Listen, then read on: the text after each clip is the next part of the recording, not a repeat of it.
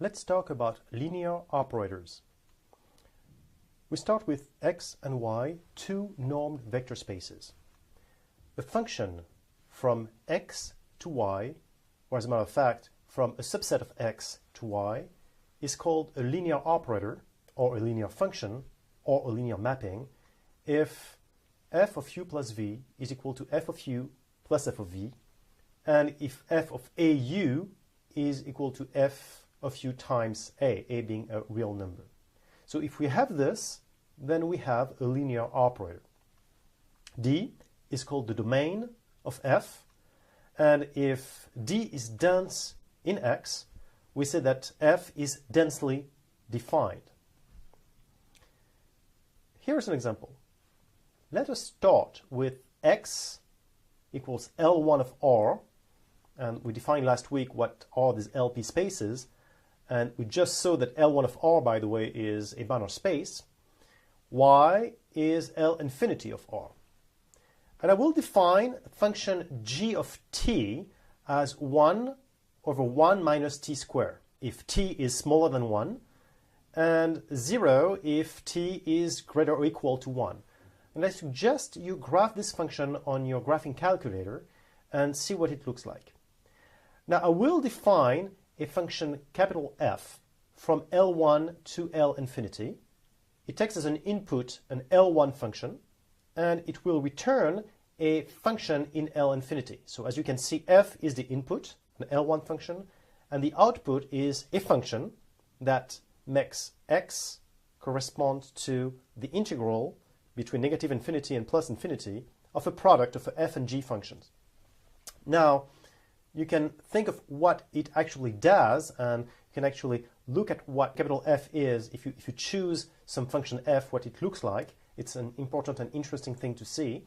But what I would like to mention here is that f is a linear form. And the reason why it's a linear form is that if you do capital F of f plus something else, f plus h, then you're going to have, well, f plus h here in this integral. And what you're going to have is that capital F of f plus h is capital F of f plus capital F of h.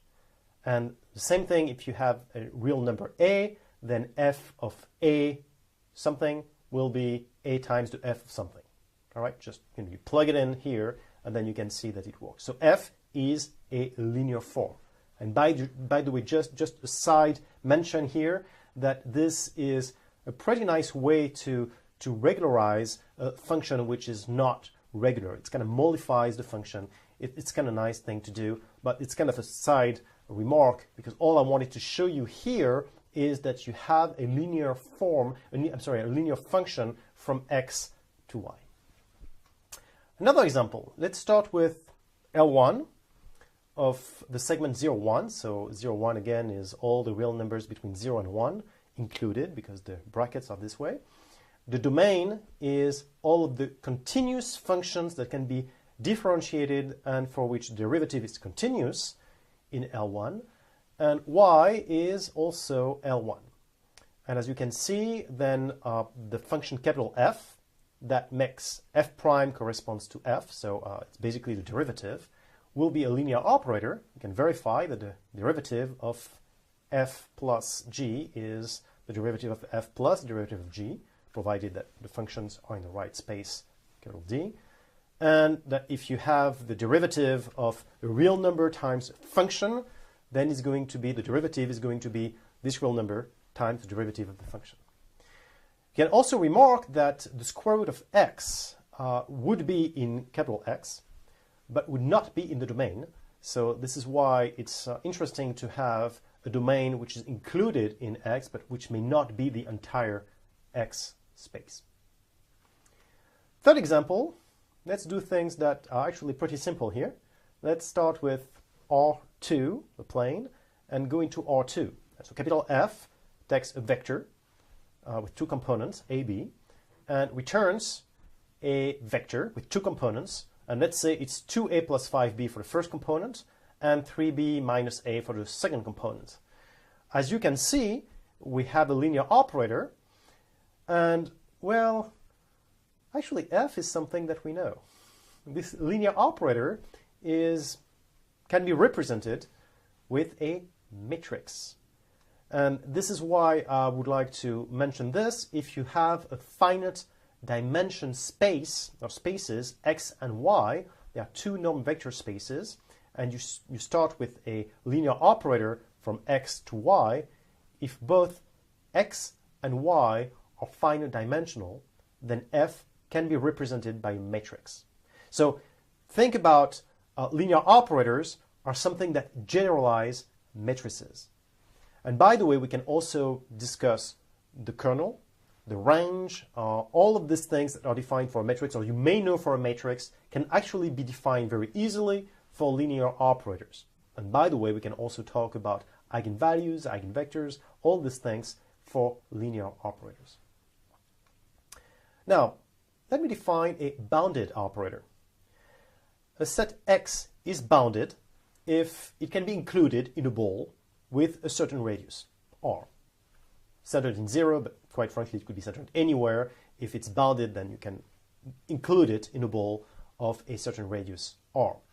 Now, look at this, this set here, set X, and I've seen that quite a few people actually have responded on what it looks like on the forum, and it's very interesting to have a psychoanalysis of this. So I start with this set X, and obviously it is bounded. Why is it bounded? Because it can be included in a ball of radius r centered in 0, provided 0 is kind of in the middle of this disk. So as you can see, this set X is bounded. Now, if I look at the straight line, so this straight line goes from, basically it's infinite. So I mean, it's really, really large in a sense. It's infinite. It's a straight line. Can I include this in a ball? Well, I can try. This ball is not going to work. You can have a bigger ball, and it's still not going to work. I mean, it can be as big as you want. It will not work no matter how big r is. So the situation is that the straight line is not a bounded set, while the other set that we've discussed is a bounded set. Now, bounded operators. If I start with x and y, two normed vector spaces, and if I have a linear operator from x to y, we'll say that this linear operator is bounded if the image of any bounded set in x is a bounded set in y. So you start with a bounded set, you cannot be in a situation where all of a sudden the image is not bounded. Okay? This is what a bounded linear operator is. Here is an example. I'll choose xn of t, which is 1 over square root of 2 pi exponential I n t. And this with capital X, which is L2 of 0, 2 pi, y, which is L2, 0, 2 pi, and the domain, which is L2, 0, 2 pi, but we only consider the functions that can be differentiated and for which the derivative is continuous. So I start with this, and my operator f, or in this case a, will be the derivative with respect to t. Well, here is an example of an operator which is not bounded. And it's not bounded because the norm of xn is 1, while the norm of axn will go to plus infinity if I start with n that goes to plus infinity. So this is an example of an operator, of a linear operator, the derivative, which is not bounded. Now, let f be a linear bounded operator.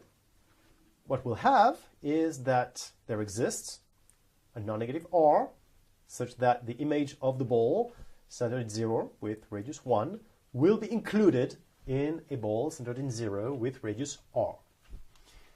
This means that if I choose u in x, then, well, I can make sure I can basically divide by 2 times the norm of u, so that will make sure that this element u divided by 2 norms of u x, this element, this vector, will be in b of 0, because I made sure that the norm of this thing is basically 1/2, so it's obviously in b of 0. And what happens is that the image of this will be included in the ball centered in 0 with radius r. So what I have is that the norm of f of u divided by two norms of u, norms in y, is smaller than r. And as a consequence, it means that the norm of f of u, norm in y, will be bounded above by a constant times the norm of u in x. So what I have is, if I have a linear bounded operator, there exists a constant, a non-negative constant, such that the norm of the image is always bounded by this constant times u. And it's important to note that k, the constant, is a constant. It does not depend on u. It's true for any u you can choose. Now, f being a linear bounded operator, and knowing that we have this result that I just mentioned, let's consider a sequence xn that converges to L. As I said, there exists a constant such that for all u in x, the norm in y of f of u is smaller than k times the norm of u in x. So if this is true for every u, it must be true for u equal to xn minus L. So I can write that the norm of f of xn minus L is bounded by a constant times xn minus L. But it's also true that because f is linear, f of xn minus L is f of xn minus f of L. So in the end, we have f which is continuous, because if xn converges to L, then f of xn will converge to f of L. So as you can see, if f is a linear bounded operator, it means that there exists k positive constant such that for all u in x, the norm of f of u is bounded above by this constant times the norm of u, and it implies that f is continuous. And you can actually prove that f continuous. You can do it, it's pretty easy. Prove that if f is continuous, then f is a linear bounded operator. So what you have is that all of these three statements are equivalent. And by the way, when three statements like this are equivalent, you could choose one of them as a definition of a bounded operator and say that the two others are consequences.